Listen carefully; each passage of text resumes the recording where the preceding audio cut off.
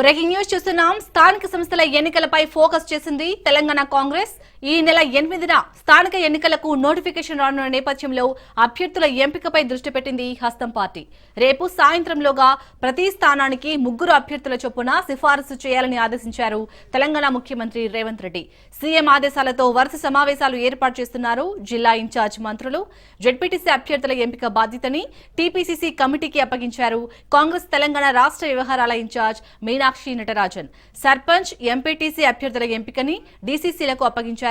TPCC అధ్యక్షుడు Mahesh Kumar Goud party మారిన 10 మంది ఎమ్మెల్యేల నియోజకవర్గాల్లో అభ్యర్థుల ఎంపిక బాధ్యతను సెక్రటరీలకు అప్పగించారు సీఎం రేవంత్ రెడ్డి. ఈ నేపథ్యంలో ఈ నెల 8న అన్ని స్థానాలకు అభ్యర్థుల ప్రకటన చేయనున్నారు టీపీసీసీ అధ్యక్షుడు మహేష్ కుమార్ గౌడ్.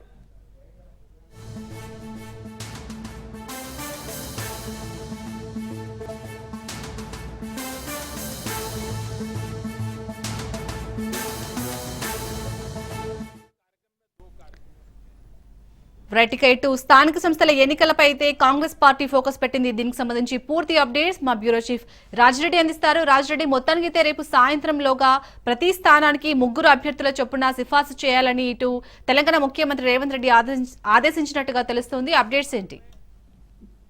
కాంగ్రెస్ స్థానిక సంస్థల ఎన్నికల్లో మెజార్టీ స్థానాలు సాధించాలని ఊగిర్లుతుంది. ఎందుకంటే స్థానిక సంస్థల ఎన్నికలను కాంగ్రెస్ అత్యంత ప్రతిష్టాత్మకంగా తీసుకుంది. కాంగ్రెస్ అధికారంలోకి వచ్చిన తర్వాత మొదటిసారిగా జరిగే స్థానిక సంస్థల ఎన్నికల్లో భారీ విజయం సాధించాలి, ఘన విజయం సాధించాలి, క్షేత్రస్థాయిలో పార్టీని బలోపేతం చేసుకోవాలి.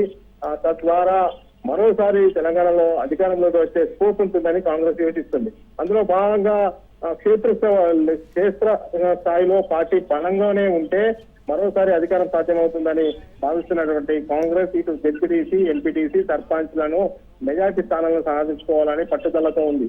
అందులో భాగంగానే ఈ 5వ తేదీన సాయంత్రం వరకు 3 అభ్యర్థులతో కూడినటువంటి జాబితాను, జెడ్పీటీసీ జాబితాలను పంపాలని ముఖ్యమంత్రి రేవంత్ రెడ్డి ఆదేశించారు. ఇన్ఛార్జ్ మంత్రులకు ఈ యొక్క జెడ్పీటీసీ ఎవరైతే అభ్యర్థి బాగుంటుందో వాళ్లకు బాధ్యతలు అప్పగించారు. అదేవిధంగా ఎంపీటీసీలు, అదేవిధంగా సర్పంచ్లను ఎవరు ఎన్నుకుంటే బాగుంటుంది, ఎవరు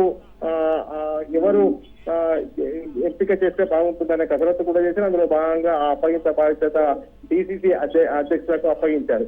ఈ యొక్క నేపథ్యంలో 5వ తేదీ సాయంత్రం లోపు 3 అభ్యర్థులతో కూడినటువంటి జెడ్పీటీ సభ్యులను ఇన్ఛార్జి మంత్రులు పంపించాలి.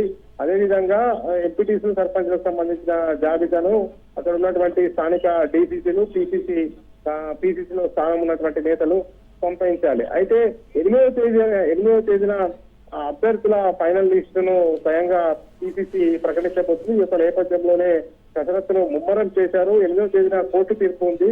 అయితే ఆ కోర్టు తీర్పు లోపలనే అభ్యర్థులను కూడా ప్రకటించుకుంటే ఒక పని అయిపోతుందని కాంగ్రెస్ భావిస్తుంది. అందులో భాగంగానే స్థానిక సంస్థల ఎన్నికల పైన కాంగ్రెస్ పార్టీ స్పీడ్ పెంచినట్టు చెప్పుకోవచ్చు. చాలని రాజిరెడ్డి, అలాగే ఎవరైతే పార్టీ మారారో 10 మంది ఎమ్మెల్యేలు ఆ నియోజకవర్గాల్లో అయితే అభ్యర్థుల ఎంపికను ఇటు సెక్రటరీలకు అప్పగించారు సీఎం రేవంత్ రెడ్డి. సో ఏ అభ్యర్థులను ఎంపిక చేసే అవకాశం ఉంది మెయిన్ గా ఆ నియోజకవర్గంలో? అంటే గెలుపు ప్రాతిపదికనే గెలుపు గుర్రాలను అభ్యర్థులుగా ప్రకటించే అవకాశం ఉంటుంది. ఒకవైపు పార్టీలతో పాటుగా అభ్యర్థుల బలాబలాలను సర్వే చేస్తారు. అందులో భాగంగానే ఎవరైతే బాగుంటుందనేది ప్రతి నియోజకవర్గం నుంచి 3 అభ్యర్థుల పేర్లు తీసుకుంటారు. అందులో భాగంగానే పార్టీ మారినటువంటి 10 నియోజకవర్గాల్లో కూడా 10 మంది నియోజకవర్గాల్లో కూడా 3 చొప్పున అభ్యర్థులను జాబితా తీసుకుంటారు. అందులో ఒక్కరి పేరు ఫైనల్ చేస్తారు.